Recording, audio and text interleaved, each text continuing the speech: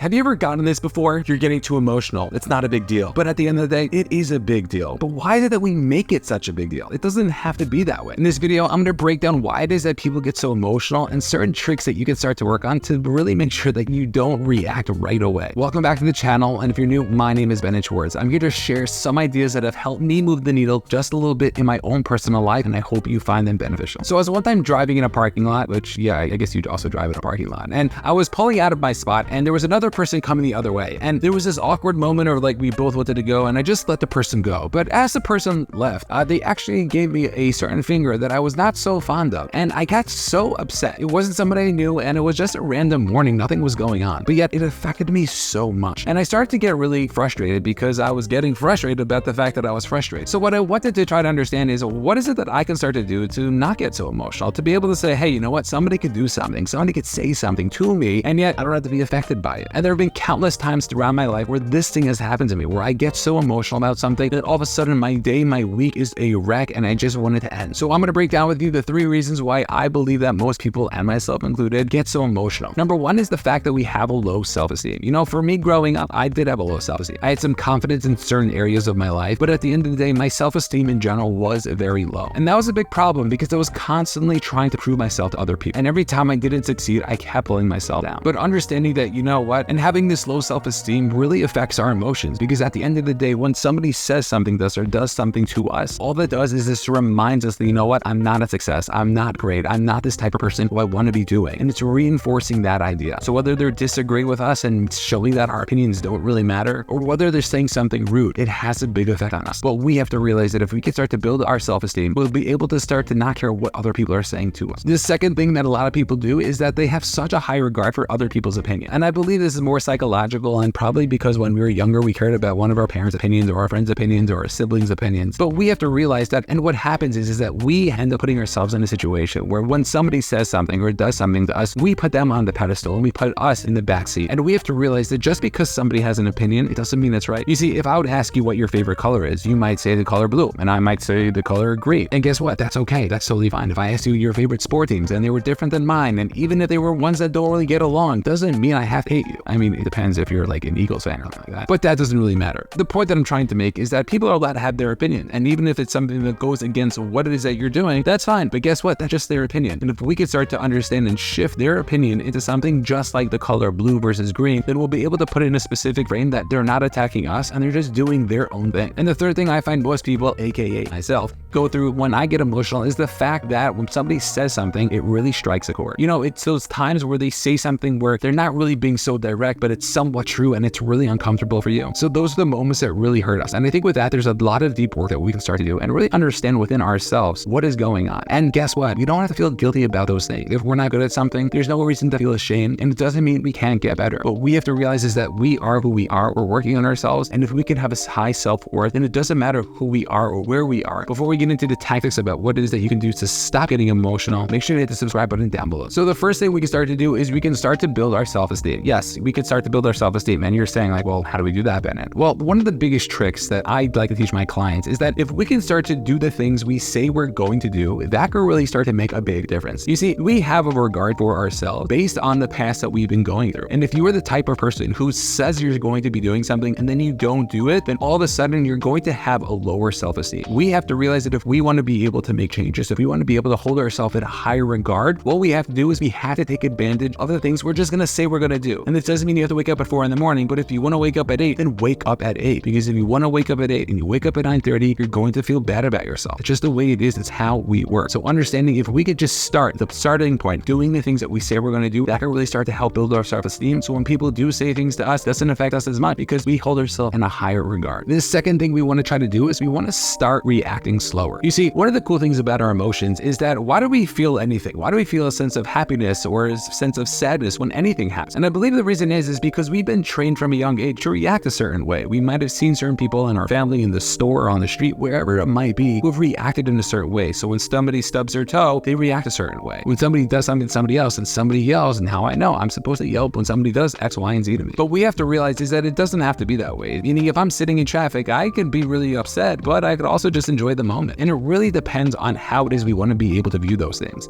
And yes, of course, this is extremely difficult. And this is why I try to teach my clients to detach slowly the emotion that we are achieving. Because if we can start to say, when something happens to me, I'm going to take a 2-second pause, and then the next time it happens, I'm going to take a 3-second pause, and then a 5-second pause, and a 10-second pause, and a 15-second pause, then all that's going to happen is you're detaching the emotion from the action that is happening. And what's pretty cool about that is that after about 20 seconds, you're going to be able to control your emotion and say, hey, you know what? I don't really want to get upset at that thing. So that's the goal that we're trying to achieve. Try to detach yourself from those things. And what's cool about it is that we can actually start with 2 different areas. Number 1, start in areas that you know are going to happen. So if you had kids and you know before bedtime, it's always going to be rough. So give yourself those 2 seconds to detach yourself from getting angry before you get angry. Then the next day, 5 seconds, and then 10 seconds, and so on. And what's cool about it is that you're going to start to see yourself being able to control it. And then when you do get cut off and somebody does give you a certain finger, then you will be able to use the same technique that you've been using with your children's patience with this. Another cool area that you can start with is you don't have to start with people who are emotionally the most affected towards you. Meaning, start with some stranger in the street, or when you're online in Starbucks and the lines are really long. Try to detach the emotion from those moments and then build up to the people who are going to be difficult. Because we all know those people who they don't have to say anything, they just have to look at you, and we get emotional about it. But if we can start to slowly detach from people who might not have so much significance in our lives and slowly build it up, then all of a sudden we can have this ability to be able to move forward and really take that action in order to not get emotional right away, to not react. The third and final advice I'm about to give you is really out of left field, but if you think about it deeply, it really makes a lot of sense. You see, for people who are constantly talking about other people, who are constantly gossiping about what other people say, so they are building within themselves the fact that you have an opinion about them, and therefore the other people around you might have an opinion about what's going on with you. So if we can start to realize that the more we gossip, this actually works for us, because we are starting to build within ourselves that other people are thinking and caring about us because we're doing it. When somebody says, or even worse, they don't say something that we think they're thinking, then all of a sudden we're only going to get more frustrated. Stop caring what other people think, but also stop thinking about other people's lives. Like, it doesn't really matter. And all it's going to do is only going to hurt you in the long run. It's something that somebody in my personal life is so good at, and I'm so inspired because whenever somebody's talking about somebody else, they have no interest and they really don't care about other people. Not in the sense that they want the best for them, but in the sense of like, they don't care like what happened to so-and-so and who's going to where. It doesn't really matter. So understand that if we can start to work on that, that could be something that will really start to shift it all. And if you're the type of person who has not been successful yet and you know that you're so close, take a look at this next video where we share one belief that might change it all for you.